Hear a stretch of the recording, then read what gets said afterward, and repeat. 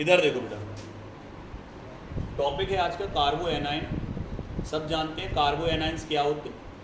कार्बो anions मतलब वो anions, मतलब कार्बन एटम पर जब नेगेटिव चार्ज अवेलेबल हो।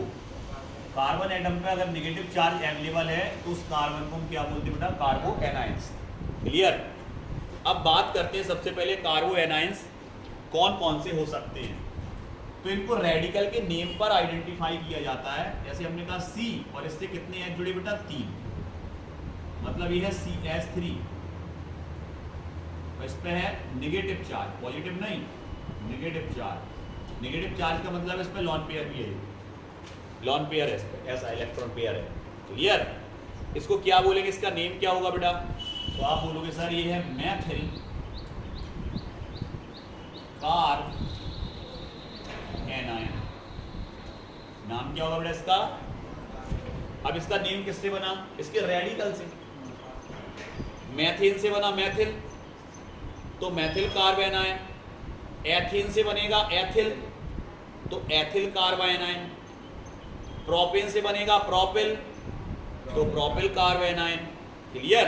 इस तरह से इसकी क्या होगी नेमिंग। जैसे सर हमने यहाँ पर लिखा CH3 बॉन्ड CH2, इसमें देखो 2 कार्बन है, इट इज अ एथिल, और इस पर नेगेटिव चार्ज इस कार्बन पे, इसका नाम क्या हो जाएगा बेटा, ethyl carb anion. Clear.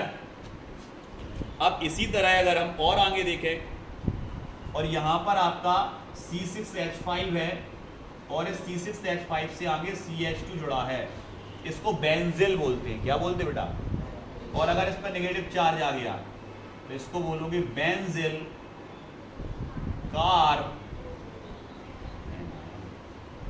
Clear. Naming आ गई समझ में अच्छे से। Maithil carb anion, ethyl carb anion, propyl होता तो प्रोपिल कार्ब एनायन, ब्यूटिल होता तो ब्यूटिल कार्ब एनायन। इस टोटल को बोलते हैं बेंजिल। मतलब ये, जैसे इसको बोलते हैं बेटा बेंजीन, बेंजीन है, क्या है बेंजीन, और इससे अगर ऊपर CH2 जुड़ा है, आ गया समझ में, और फिर कुछ भी जुड़ा है, Cl जुड़ा, चलो इसके साथ, क्योंकि इसका बॉन्डिंग कंप्लीट होना चाहिए ना। बॉन्ड कंप्लीट कहाँ है कार्बन के, 4 बॉन्ड नहीं है, एक कार्बन है, 2 हाइड्रोजन, एक Cl जुड़ गया, 4 हो गए। अरे ऐसा हो गए 4। क्लियर। अब इसको क्या बोलेंगे, इतना हिस्सा हमने पहले बोला बेंजिल बोलते हैं इसको, तो ये हो जाएगा बेंजिल क्लोराइड। क्या हो जाएगा, जल्दी बता इसका name, benzyl bromide, iodide, benzyl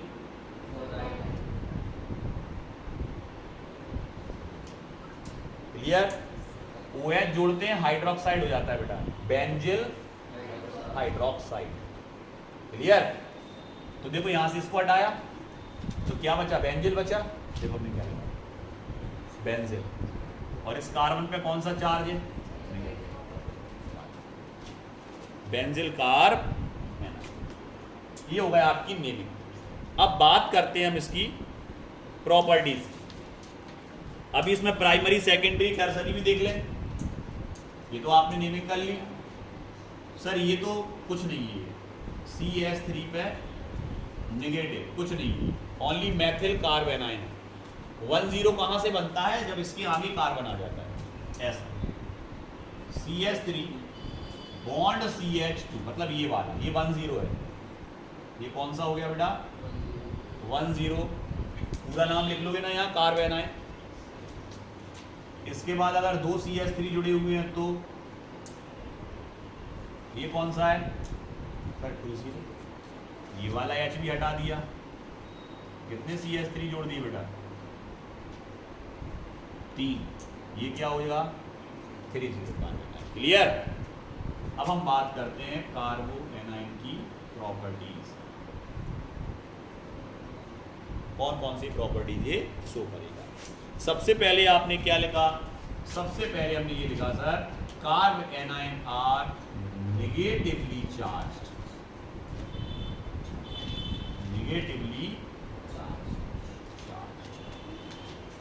negatively charge होगा। क्लियर।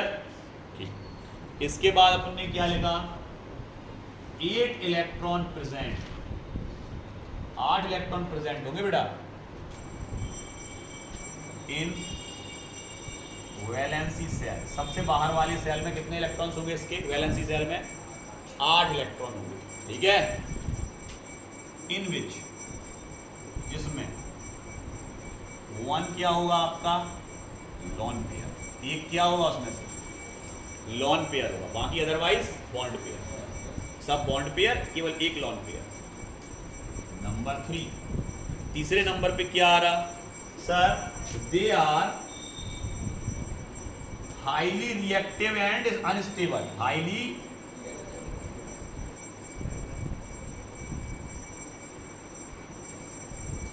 रिएक्टिव एंड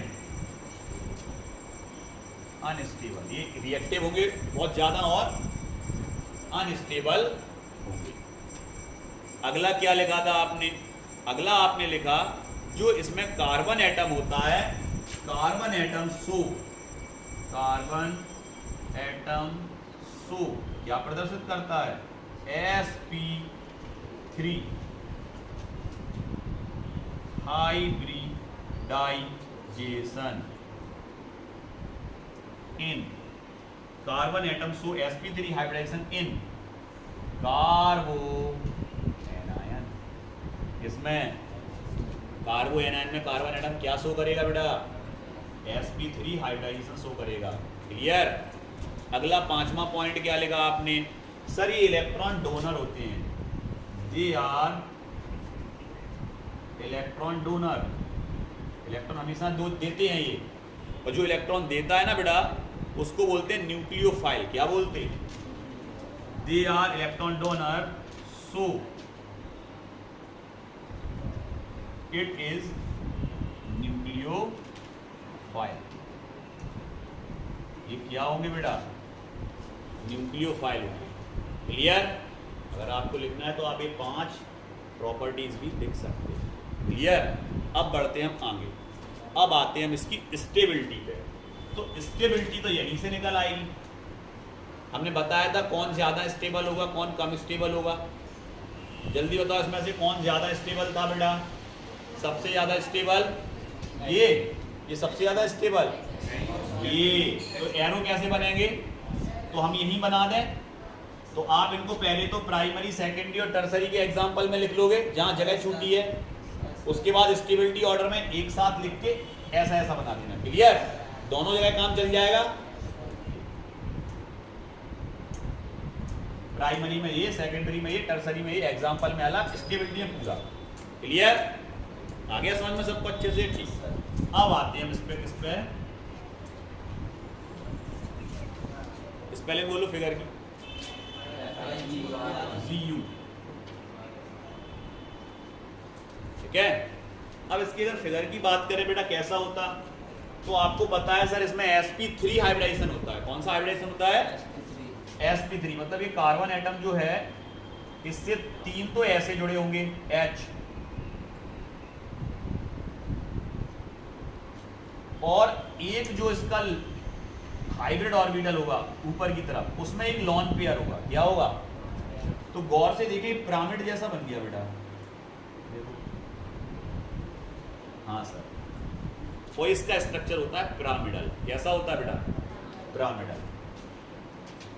तो इसका स्ट्रक्चर होता है सर पिरामिडल। सर इसमें हाइब्रिडाइजेशन होता है sp3।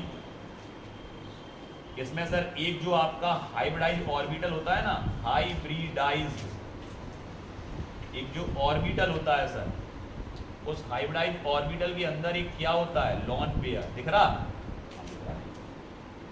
ये हाइब्रिडाइज ऑर्बिटल है, इसके अंदर एक क्या दिख रहा है आपको? लॉन पेयर दिख रहा है। इसका स्ट्रक्चर कैसा होगा? पिरामिडल। Like that ammonia. किसके जैसा? अमोनिया के जैसा, NH3 के जैसा। देखो, हाँ sir, same to same ammonia के लाइक।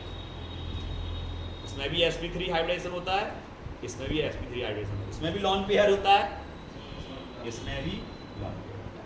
क्लियर? लेकिन जब ये स्ट्रक्चर बनाओगे तो एक चीज का याद रखोगे, अगर तुमने यहाँ ये नहीं लगाया तो ये गलत नहीं हो गया था? हो गया था कि नहीं? क्या लगाना भूल गए हमने? गेटे क्योंकि हम किसका स्ट्रक्चर बना रहे हैं, कार। तो अब सबको अच्छे समझ में आ गया, पूरा क्लियर।